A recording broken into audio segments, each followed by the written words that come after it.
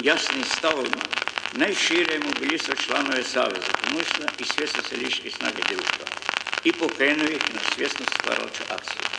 Upornim radom svjesni smo da osvrstimo idejnu političku akcionu jedinstva Saveza komunista. To je odlučujuće doprinijelo učvršćenju samoupravnog društvenog, ekonomskog i socijalnog položaja radnih ljudi i uopšte afirmacija i stabilnosti našeg socijalističkog samoupravnog sistema. Sadašnji napori na daljem razvoju socijalističke samoupravne demokratije u stvari dosljedan i logičan je nastavak i kontinuitet naše revolucionarne strategije i politike Saveza komunista.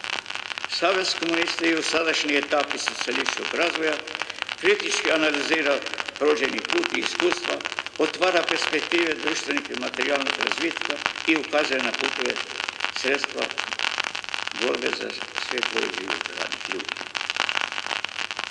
Pred nama su danas zadaci sprovođenja u život našeg novog društvenog, ekonomskog, političkog sistema. U središtu tog sistema, kako smo ga zamislili, postavili se čovjek, njegova sloboda i sreća, prava kao proizvođača i samoupravljača, njegov neposredni dugoročni interesi, a to je upravo smisao i svrha revolucionarne borbe naše radničke klase, njene komunističke avangarde. Socijalizam jeste historijski proces oslobođenja rada i radničke klase, oslobođenje ličnosti, proces u kome čovjek postaje stvarnik gospodar svoga života i svoga rada. Sve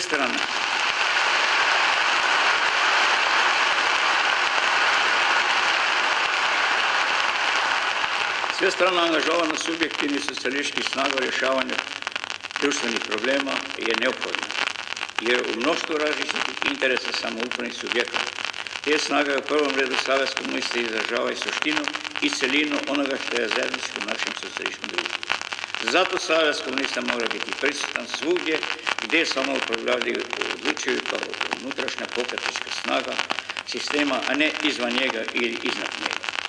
U demokratskoj saradnji na svim proizvođačima,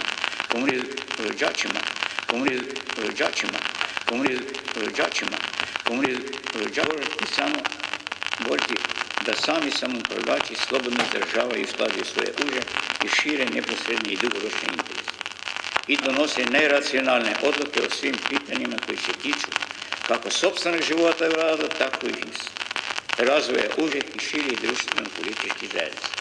Za takvo demokratsko odlučivanje neophodno je i svijest radnog čovjeka, da se i njegovi lični interesi jedino mogu ostvarivati usklađivanjem i povezivanjem sa širim zajedničkim interesima.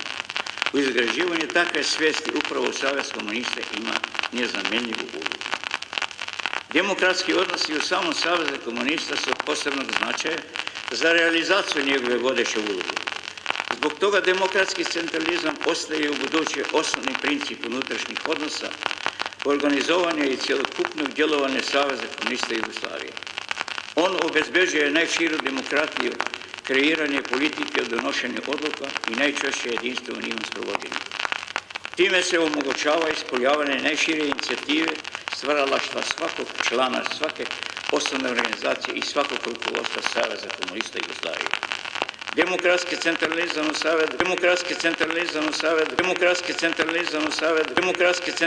u Savezu komunista Jugoslavije je bitan uslov i pretpostavka za demokratski razvoj našeg društva u cjelini.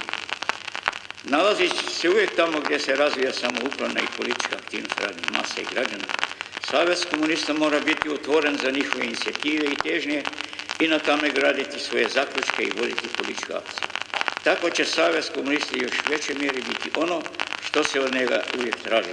Revolucionarna partija radnih masa, njihovo najsnažnije oružje.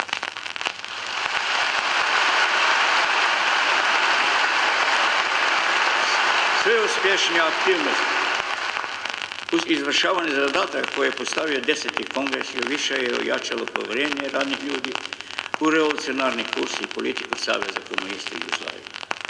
To se vidno odrazilo i na redove između 10. i 11. kongresa proširio gotovo 700.000 novih članova. Značajno je da je među primljenim članovima najviše 71%, koja su mlađi ljudi, omladine, koje podmladio našu partiju, koje može se kazati da je danas predstavlja jedna od najmlađih partija, jer ima mnogo novih kadrova. To pokazuje da je politika Saveza komunista izraz htjenja i mlade generacije koji svoju budućnost vide u socijalističkom samoupravljanju i spremno preuzimaju odgovornost za njegov daljnji razvoj. Ja duboko vjerujem u naše mlade generacije. Ubeđen sam da će naša omladina dostojno i smjelo nastaviti svoj revolucionarni put koji su prekrčile prethodne generacije i da će punom snagom dalje razvijati tekovine naša revolucija. Savez komunista i sve organizovane socijalističke snage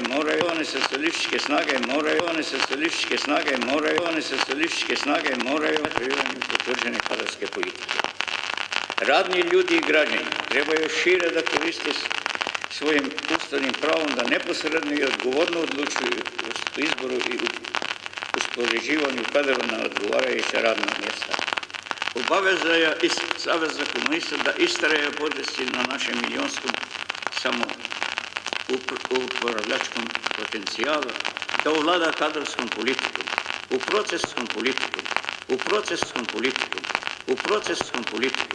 u procesu kandidovanja, biranja na svakom mjestu, pa i najodgovornije treba da konkuriše veći broj kandidata. Razumije se, koji ispunjavaju utvrđene kriterije. Tada će ljudi prema sopstvenoj ocjeni i u opredeljenju moći stvarno da izaberu one najbolje kojima će ih pružiti punu podršku radu.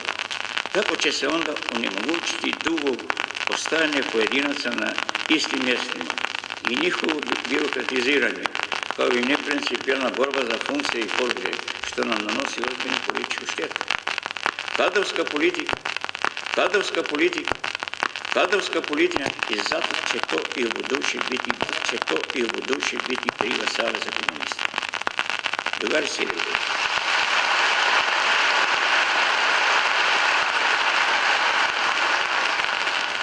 Znam da u jednom referatu nije moguće obuhvatiti sve što je postignuto od 10. kongresa do danas. Zadržao sam se više na ovim pitanjima gdje nas očekuju najvažniji zadaci u narednom periodu.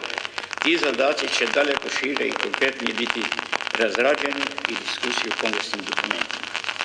Ali već sada sa sigurnošću možemo reći da će Savez komunista Jugoslavije kao partija revolucionarne akcije postizati nove pobjede u borbi za socijalističko samoupravljanje i svestrani napredak naše zemlje, zajednice slobodnih ljudi i ravnopravnih zabratimljenih naroda i narodnosti. Socijalistička samoupravna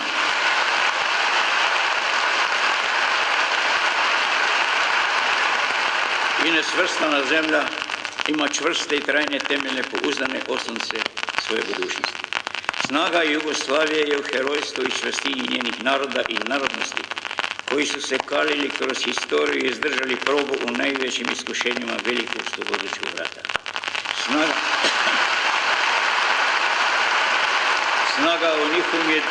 Snaga je u njihovom jedinstvu i svijesti da je to jedinstvo u današnjem svijetu u kome sila još nije ustuknula pred razumom.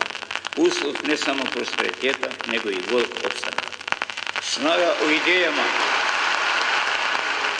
koje nas nadahnjuju i ciljevima za koje se borimo.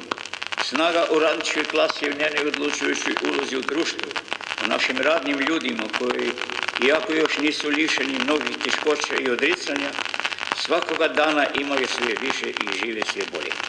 Snaga je u našoj mladoj generaciji koja je pregrlila tekovine revolucije kao svoje i koja zna da iza sebe ima duži period rada i života u slobodi i miru, nego i jedna prethodna generacija na ovom putu.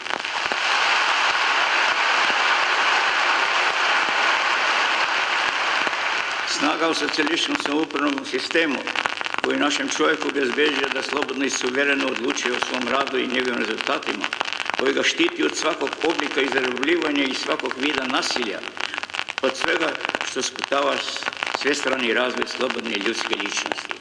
Snaga je u širokom frontu organizovanih socijalističkih snaga sa Savezom komunista na čelu, avangardi ne samo po njenom idejnom opredeljenju, nego i bogatom revolucionarnom iskustvu, već i po sposobnosti da osvetljava puteve i perspektive daljnjeg razvitka. Snaga je u opštenarodnoj odbrani, čiju udavnu moć Jugoslovenska je narodna armija u kojoj se na jedinstven način prožimaju idejno-moralna čvrstina, borbena osposobljenost i savremena opremljenost. Snaga je u našoj nezavisnosti i nesvrstanoj politici u tome da i sa najvećim razgovaramo kao ravan sa ravnim, da na ravnopravnoj osnovi sarađujemo sa gotovo svim zemljama svijeta. Snaga je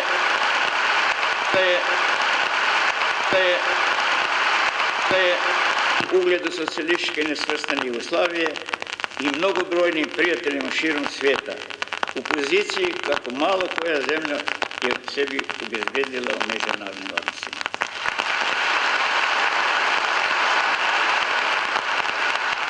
Zato, drugarice i drugovi, mi sa vjedrinom i optimizmom gledamo sutrašnjicu. Uvjeren sam da ćemo poslije ovoga kongresa sa još jasnijim pogledima u budućnost još brže krenuti u nove akcije za socijalizam i za ljudsku sreću. Hvala.